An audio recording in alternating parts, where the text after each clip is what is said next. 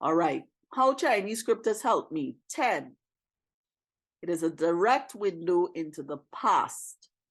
It's like a history lesson encapsulated in art and script all at the same time.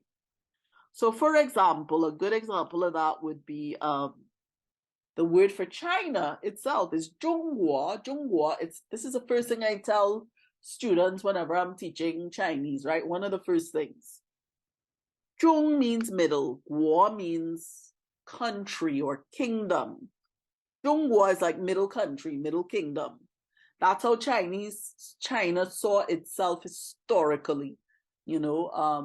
Historically, China saw itself as a center of civilization and as having a kind of paternalistic relationship with the barbarian cultures around it, right?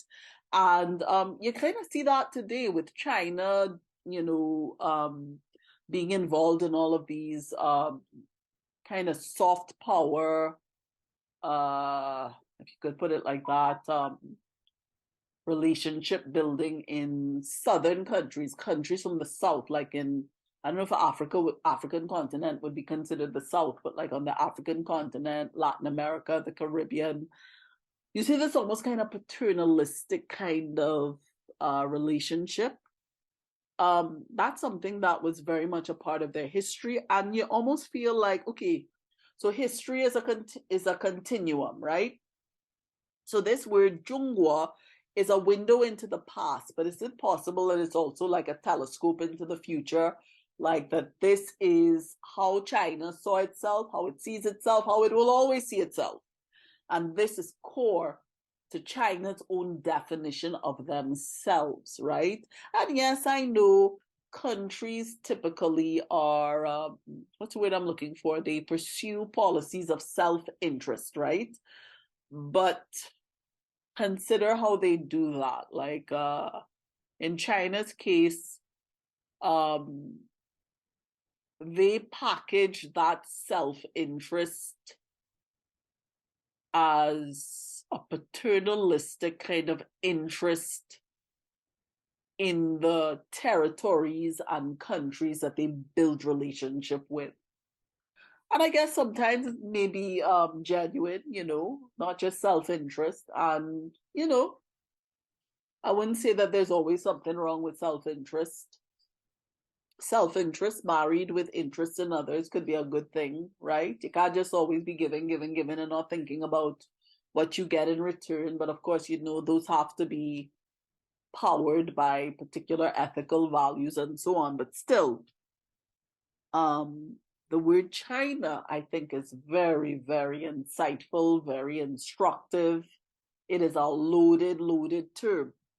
And again, it is a window into the past because it explains why China termed themselves like that. It explains, I think, China's perspective of themselves in the modern world and who they want to position themselves to be in the future. And bear in mind, I don't know when Jesus coming back. I think it's going to be soon. But bear in mind that China is an ancient civilization. They don't think in decades. They don't even think in centuries, really. I think they think in the thousands because they are a civilization that is thousands of years old. They are strategizing at least hundreds of years into the future. They see themselves as the centrally situated civilization that draws other cultures to itself, that is a central player in world affairs. That's how they saw themselves in the past. Maybe not in the world, but maybe in their world in the past. But that's how they saw themselves in the past. I think this is how they see themselves in the present. And I'm willing to bet that is exactly how they're going to see themselves in the future. So that's it. How Chinese script has helped me. It is a direct window into the past. And if we're talking history, we could also be talking the future. It is possibly a telescope into the future.